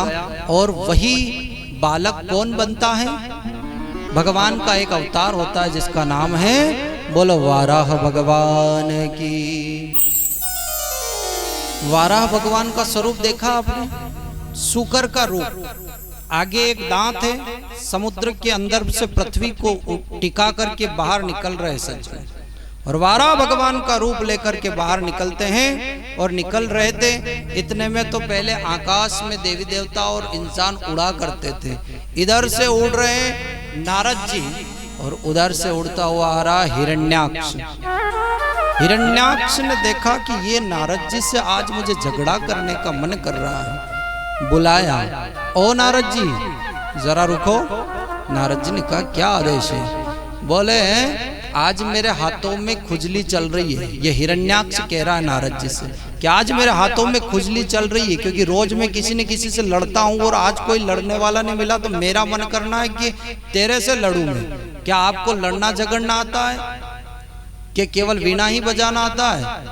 उस वक्त नारद जी कह रहे मुझे लड़ना झगड़ना तो नहीं आता, केवल वीणा और गुणानुवाद करना आता है। हिरण्याक्ष कह रहा मेरे हाथों में खुजली चल रही है, लड़ाई तो मैं आप ही से करूं।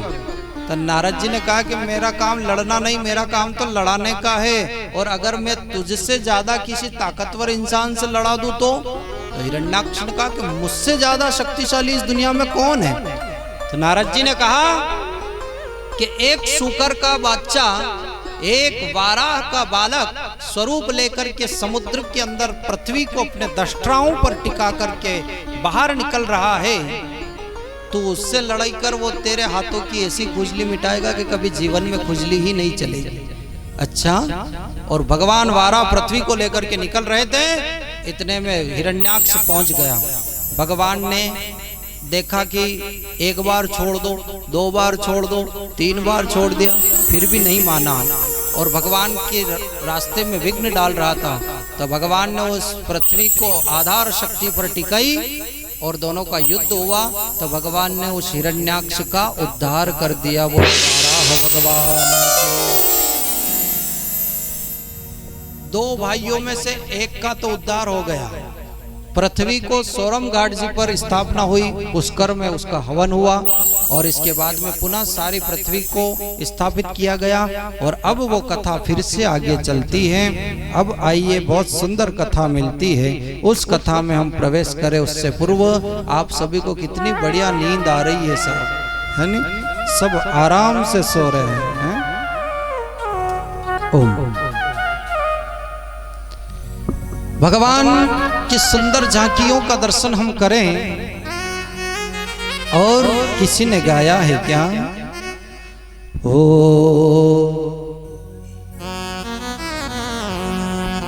साफ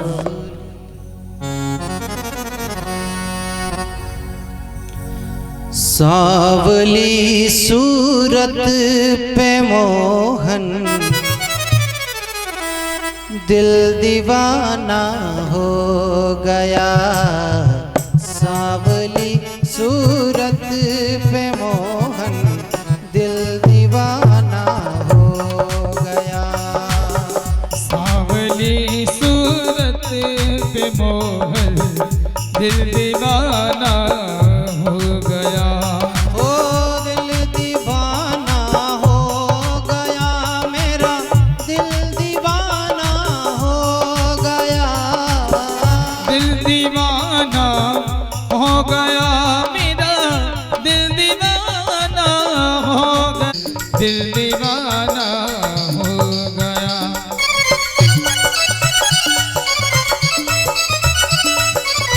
हरि बोल।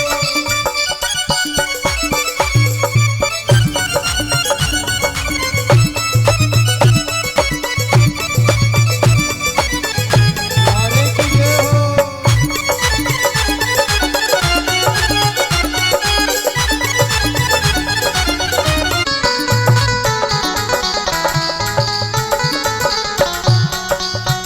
ओ एक तो तेरे होठ पतले, दूसरा लाली लगी। एक तो तेरे होठ पतले, दूसरा लाली लगी। तेरा मुस्कुराना दिल दीवाना हो गया। तीसरा तेरा मुस्कुराना दिल दीवाना हो गया। जय हो प्यारे की जय हो। मीठी तालियों की सेवा करते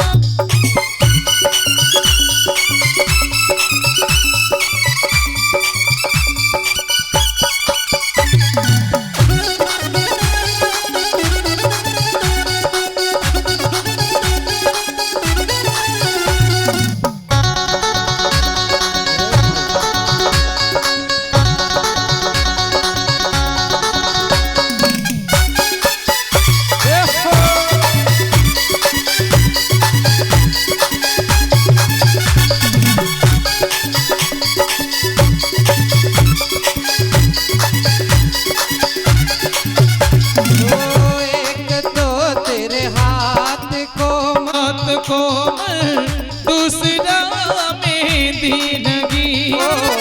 एक तो तेरे हाथ कोमल दूसरा मेहंदी लगी। एक तो तेरे हाथ कोमल दूसरा मेहंदी लगी। तीसरा तीसरा तेरा मुस्कुराना दिल दीवाना हो गया। सावली सूरत पे मोहन हरि बोल। दिल दीवाना हो गया।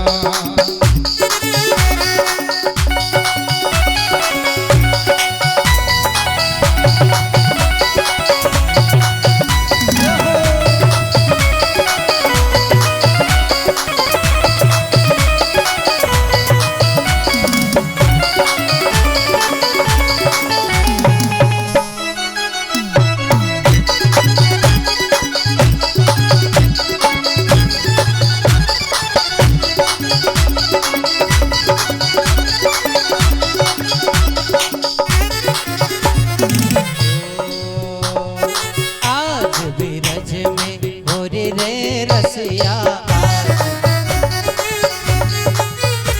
अरे आज बिरज में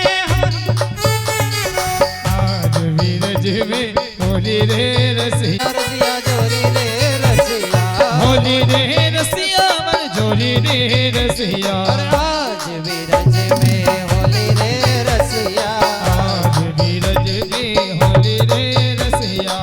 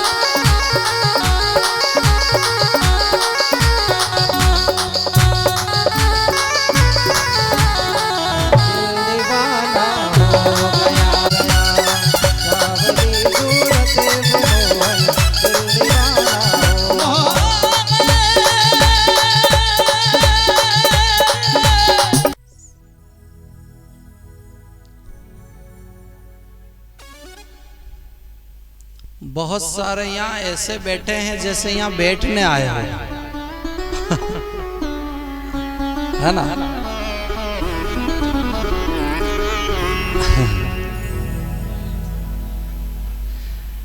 आपने कभी किसी गधे को हंसते हुए नहीं देखा होगा। और अगर गधा हंसता हुआ नजर आ जाए तो समझ जाना कि ये इंसान होने की तैयारी में है। और अगर कोई इंसान चुपचाप बैठा हुआ नजर आ जाए तो समझ जाना कि ये वो होने की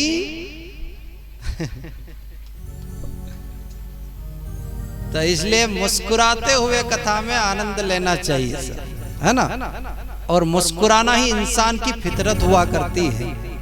आपने कभी किसी करोड़पति को मुस्कुराते हुए नहीं देखा होगा। क्यों? क्योंकि उसको टेंशन ही इतनी है कि आज उसको पैसे देने ना, आज उसको देना, उसका कर्जा लिया, वो गाड़ी वहाँ फेल हो गई, वो वहाँ एक्सीडेंट हो गई। मारा हंसना तो सिर्फ आप और हम जैसे लोगों के साथ में। गम में भी मुस्कुराओ महाराज।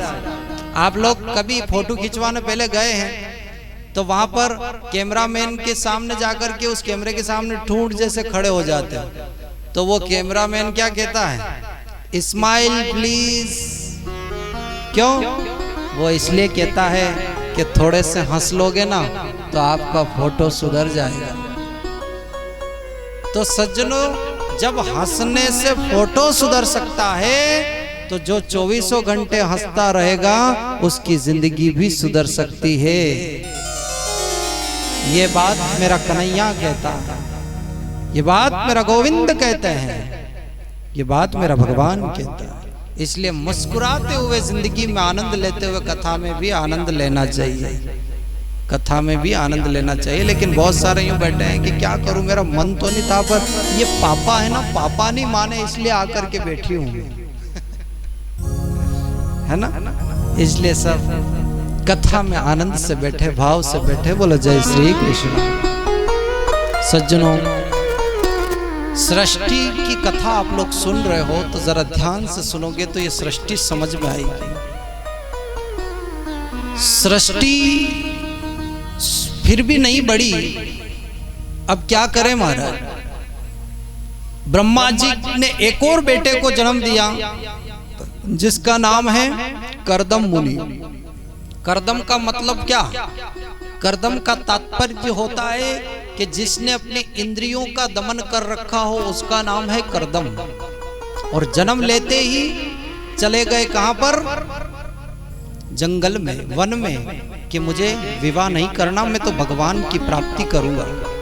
40,000 वर्ष तपस्या करी और 40,000 वर्ष के बाद में कर्दम मुनि की नेत्र और आंखें खुले तो उन्होंने देखा क्या? एक कपोत और कपोतनी को आपस में चोंच से चोंच मिलाते हुए, एक पक्षी को देखा, मछलियों को देखा, एक हाथी को देखा कि सूंड में भर कर के पानी और अपने बच्चों के ऊपर फेंक रहा है। तो कर्दम मुनि के मन में क्या हुआ कि देखो तो सही, मानव जीवन मिला है, ये जानवर भी अपने परिवार के साथ में आनंद ले रहे हैं और मैं इंसान यहाँ जंगल में मारा लेने पड़ी हूँ। तो मुझे भी परिवार क्या होता है इसका आनंद लेना है। तो उन्होंने पहले तो 40,000 वर्ष तपस्या करी कि मुझे नारायण मिल जाए, लेकिन अब तपस्या कर रहे हैं क्या कि मुझे कोई सुंदर स्त्री मिल जाए महाराज। तो 20,000 वर्ष और तपस्या करी और उसकी तपस्या से, कर्दम मुनि की तपस्या से 4 भुजानाथ प्रकट हो गए। बोलो 4 भुजानाथ की। प्रकट होकर के कर्दम मुनि से कहते हैं, देव हे राजन, मैं तुम्हारी तपस्या से प्रसन्न हूं, वरदान मांगो, तुम्हें क्या चाहिए। तो कर्दम मुनि कैसे कहे कि मुझे विवाह करना। उन्होंने कहा कि साहब मैं सच बताऊं तो मेरे पहले भी आपसे मिलने की इच्छा थी, मैंने आपकी तपस्या करी, लेकिन एक कपोत और कपोतनी को देखा तो मेरा मन बदल गया। फिर इच्छा हुई कि मैं विवाह करूं, लेकिन जब आपकी झांकी को देखा तो अब मेरे विवाह करने की मन नहीं है, अब मुझे सिर्फ आपकी सेवा करनी है। तो भगवान क्या कह रहे हैं कि नहीं राजन, सृष्टि बढ़ेगी कैसे, इसलिए मैं तुझे आशीर्वाद देता हूं कि तू संत मत बन और मेरा भजन गृहस्थी में रह करके कर, और तू गृहस्थाश्रम में प्रवेश कर, तू शादी कर ले, तू विवाह कर ले। करदम मुनि कह रहे मैं विवाह नहीं करूं, और भगवान कह रहे हैं कि विवाह कर ले, और करदम मुनि कह रहे मुझे विवाह नहीं करना है। भगवान कह रहे तुझे विवाह करना होगा, तो करदम मुनि क्या कह रहे हैं, भगवान मैं विवाह तो करूं लेकिन मेरी एक शर्त है। शर्त यह है कि मैं जिस किसी कन्या से विवाह करूं तो मेरे और उसके माध्यम से जो भी बेटा जन्म ले, मेरे घर आपको बेटा बनकर के आना होगा। जब ये बात कही तो चारभुजा नाथ कहते हैं कि मैं आया तो तुझे छलने था, लेकिन तूने तो मुझे छल लिया। ठीक है, मैं आशीर्वाद देता हूं कि मैं तेरे घर बेटा बनकर के आऊंगा। तो करदम मुनि कह रहे अब विवाह तो करूं, लेकिन किससे करूं? विवाह करना तो हर कोई चाह रहा है, बूढ़े बूढ़े भी चाह रहे हैं कि कोई रिपियो नारियल दई दे तो हाउस रे बार भी विवाह तो हर कोई चाहता है, लेकिन करें किससे महाराज? तो यहाँ पर करदम मुनि कह रहे हैं, भगवान चारभुजा नाथ कह रहे हैं कि स्वयंभू मनु और सतरूपा के माध्यम से 3 कन्या ने जन्म लिया। क्या नाम है? देवहूति, आकुति और प्रसूति। जो देवहूति नाम की जो कन्या है, वो बीच वाली कन्या के संग में तुम्हारा गांधर्व विधि के साथ में तुम्हारा विवाह होगा। समय निकला, इतना कहकर के भगवान तो अंतर ध्यान हो गए। समय निकला तो स्वयं वो मनु की बीच वाली बेटी का नाम है क्या? देवहूति। और गांधर्व विधि के साथ में दोनों का विवाह तय हुआ। और विवाह हुआ तो देवहूति कहाँ रही? महलों में रही, हजारों नौकर चाकरों दास दासियों के मध्य में खेली कूदी और बड़ी हुई और पली है। विवाह हुआ, और विवाह करके जब करदम मुनि के घर आए तो वहां पर घर नहीं था, क्या था? कुटिया थी। और कुटिया के अंदर प्रवेश किया तो देवहूति ने उस कुटिया में ऊपर देखा तो एक तरफ देखा तो कबूतर का पशु पक्षियों का घोंसला, नीचे देखा तो चूहे दौड़ रहे इधर उधर, उधर देखा तो सांप का बिल, उधर देखा तो बिच्छू का बिल, और पशु पक्षी भी उसी कुटिया में सब काम कर रहे हैं महाराज। तो करदम मुनि से देवहूति कह रही कि महाराज ये सब क्या है? अपना महल कहाँ है? बोले मेरे महल नहीं है, मेरी तो गरीब की कुटिया है।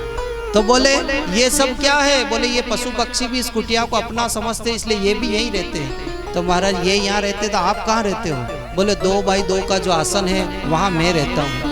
मैं आपसे पूछना चाहूंगा कि वो तो देवहूति थी जो वहां रुक गई, और उसकी जगह अगर आजकल की लड़की होती ने ऐसा घर होता तो आप बारात लेके घर नहीं पहुंचते, उससे पहले तो वो पहुंच जाते और कहते हैं कि महाराज ऐसे के घर मेरा शादी हुई।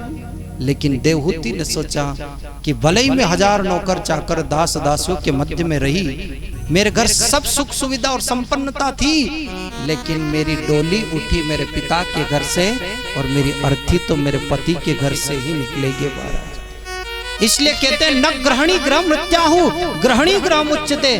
घर को घर नहीं कहा, किसको घर कहा है?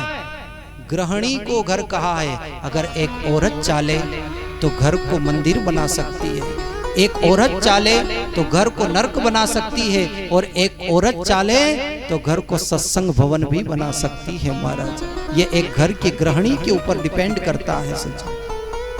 घर की एक स्त्री चाले जो कर सकती है। लेकिन महाराज देवहूति ने कहा कि चिंता मत करो। मैं आपसे पूछना चाहूंगा कि आपकी बेटे की जब शादी नहीं होती तो आप कहां कहां जाकर के मन्नत लेती हो? लेकिन ईमानदारी से बताना, जब बहू रानी शादी करके घर में आती है तो आप सफेद कपड़े पर वो उसके क्या क्या क्या चिपकाती हो? फटाफट बोलो, क्या कहते हो उसको? पगलियां, है ना? क्यों चिपकाती हो? आप क्या कहती हो? कि मेरे घर में लक्ष्मी आई है, यही कहती हो ना? लेकिन अब यूं बताना, कोई झूठ मत बोलना, शादी के 5 साल बाद आप उसी लक्ष्मी को क्या कहती हो? पड़ोसी को जाकर के, हमारे घर में अशी करक्षा आई है, ऐसा है?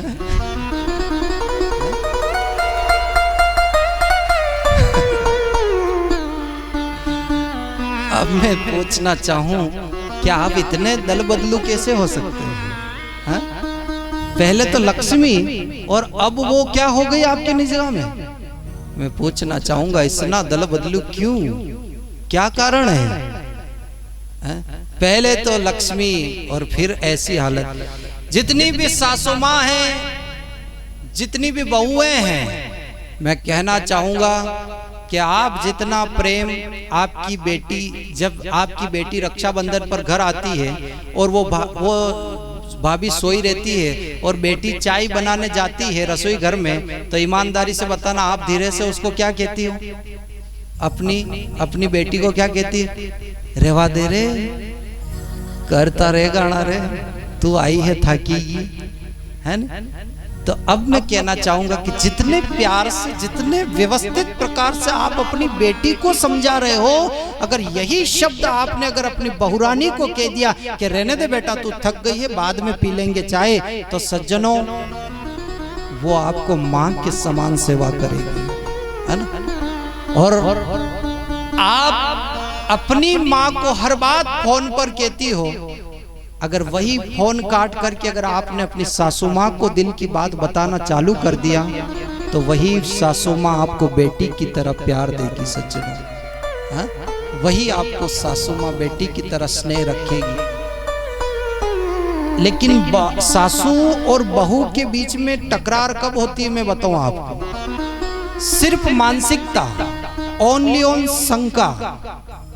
क्या रसोई घर में अगर आपके मान लो 2 दिन पहले झगड़ा हुआ न, वो रसोई घर में बहू अगर चाय बना रही है न, सो गई उसके कक्ष में जा करके, और किसी चूहे और बिल्ली ने अगर बर्तन गिरा दिए, तो आप क्या कहती हो अपने पतिदेव से? देखो देखो आप हमारे माथे ठामड़ा बड़किरी हो। ये मानसिकता है। पर यूं अनुमान नहीं लगा रहे कि हो सकता है किसी हवा से गिर गए हो सकता है बिल्ली ने गिरा दिया हो। ये मानसिकता होती है सज्जन। और पति पत्नी में जो प्रेम होता है वो सिर्फ टूटने का कारण मैं निवेदन करूं, सिर्फ उसमें भी शंका है। क्या शंका? पति पत्नी पर शंका और पत्नी पति पर शंका। काय की शंका? रात की 12 बजे अगर कोई मैसेज आ जाए तो आप भले कितनी भी गहरी नींद में हो, उठ करके पहले चेक करेंगे। हाँ? मैं कहना चाहूंगा सज्जनों, एक पति पत्नी में दोनों बहुत अच्छी तरीके से कमा रहे थे, लेकिन एक पत्नी पति पर शंका करती थी। अब वो बेचारा मैनेजर था, सफेद कोट पहनता था। कोट कौन सा जो वो पहनते आप जो सोच रहे हो वो वाला कोट नहीं, सफेद कोट पहन करके मैनेजर साहब आते थे। तो जैसे ही दरवाजे पर उसने बेल बजाई, पत्नी ने दरवाजा खोल करके, उस पत्नी की संकेली दृष्टि थी, तो वो एक दिन उस कोट पर क्या नजर आया? बाल नजर आया। तो उस पत्नी ने बाल पकड़ा और कहा, इतना लंबा बाल? आपके तो सिर पे बाल ही नहीं है, ये कहां से आया? तो वो पति कह रहा है कि कहीं से आया होगा। तो पत्नी कह रही, आपकी काली बाल वालों से भी संबंध है और लंबी बाल वालों से भी संबंध है और मुझे नहीं बताया। नहीं ऐसी कोई बात नहीं, कहां से आ गया होगा। ठीक है साहब। दूसरे दिन फिर गया, फिर आया, फिर घंटी बजाई घर की, दरवाजा खोला, पत्नी की निगाह फिर कोट पर। उसने कहा कि आज फिर बाल आया। उसने कहा, अच्छा आपकी सफेद बाल वाली से भी संबंध है? आज सफेद बाल नजर आया। उस पति ने कहा, नहीं ऐसी कोई बात नहीं है। अब तीसरे दिन वो कांच में वहाँ ऑफिस में सब साफ जब करके आएगा। आज रोज बाल देखे लड़ाया हुए घर में, आज बाल साफ जब करें जो क्लियर करके गया सज्जनों। घर की दरवाजा बेल बजाई, दरवाजा खुला तो पत्नी की निगाह फिर कोट पे। अब आज एक भी बाल नहीं मिला। तो उसने कहा, अच्छा आपका बिना बाल वाली से भी संबंध है? मतलब कहने का तात्पर्य सज्जनों की शंका सिर्फ जीवन में घर गृहस्थी बिगाड़ती है। चाहे वो सासू माँ हो, चाहे बहू हो, चाहे पति हो, चाहे पत्नी हो सज्जनों। इसलिए मेरा निवेदन है कि इस शंका को मिटाओ और चिंतन को बढ़ाओ। बस यही कथा कहती है। बोलो जय श्री कृष्ण। यहां से आगे चल करके आज कर्दम मुनि ने भगवान से कहा है कि मुझे आप एक ही शर्त पर विवाह करूंगा कि मेरे घर आपको बेटा बन करके आना होगा। ठीक है, मैं आशीर्वाद देता हूं। अब स्वयं वो मनु की बीच वाली कन्या देवहूति के संग में गांधर्व विधि के साथ में कर्दम मुनि का विवाह हुआ। और विवाह हुआ तो कुटिया में गए। जो देवहूति महलों में रही, 1000 नौकर चाकर दास दासियों और आनंद से रही। लेकिन पति के घर आकर के देखा तो क्या देखा? झोपड़ी है। लेकिन वो कहती हैं कि भले ही मैं मर जाऊंगी लेकिन इस झोपड़ी को महल बना करके दिखाऊंगी। करदम मुनि गए कि देवी इस कुटिया में तुम रुकना, मैं संध्या पूजा करके आता हूँ। आज ही शादी हुई है, आज ही विवाह हुआ है, और करदम मुनि कह रहे कि इस कुटिया को सवारो और मैं आता हूँ। तो 1 घंटे का बोल करके गए थे, तो कितने दिन की समाधि लगा दी करदम मुनि ने? 20 साल की समाधि लगा दी। अगर आजकल की लड़की होती, न शादी आज ही हुई, न उसका पतिदेव अगर बाहर चला जाता और वो जब तक लौट करके आता, जब तक तो 3-4 लड़के लड़की वैसे ही खेलते हुए नजर आते। लेकिन करदम मुनि की समाधि 20 साल के बाद में खुली। देखा दूर एक दृष्टि से एक बालिका बैठी हुई है। पास में गए, कौन हो साध्वी? बोले शायद आप भूल गए हो, मैं स्वयंभू मनु की बीच वाली कन्या, 20 साल पहले आपका और मेरा विवाह हुआ था। जर्जर अवस्था हो गए, दोनों बूढ़े हो गए। बेटी देवी तुम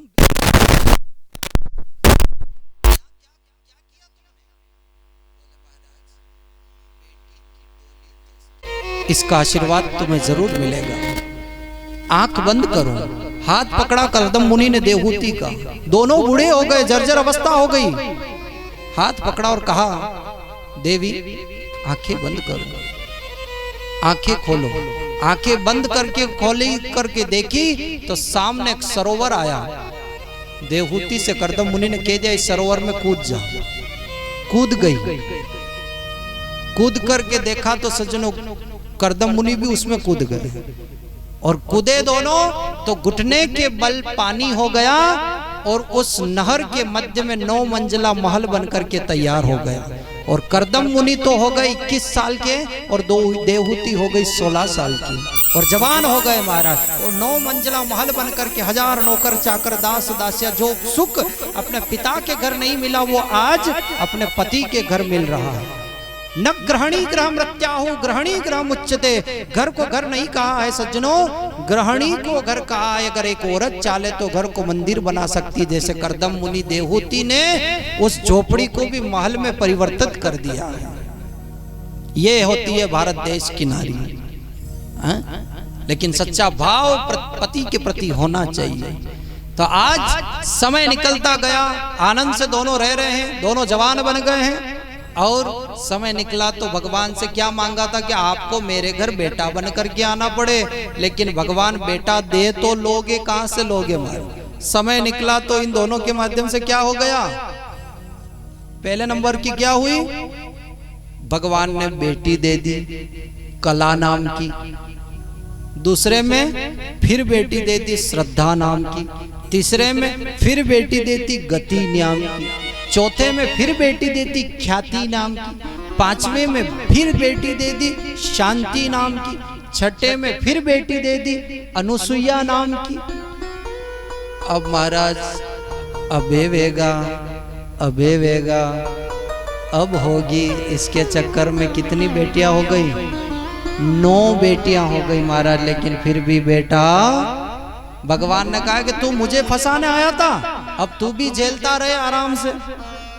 अच्छा एक बात मैं आप सभी से पूछूं, आपकी जितनी भी बेटियां जब विदाई करती है, गोद भराई का समय होता है और वो जब जाती हैं, तो आप सब सासू माँ और बुआ जी जितनी भी रहती है, आप हाथ पकड़ करके कहती हो ना कि बेटी ये तेरी बुआ जी है, इसको प्रणाम कर।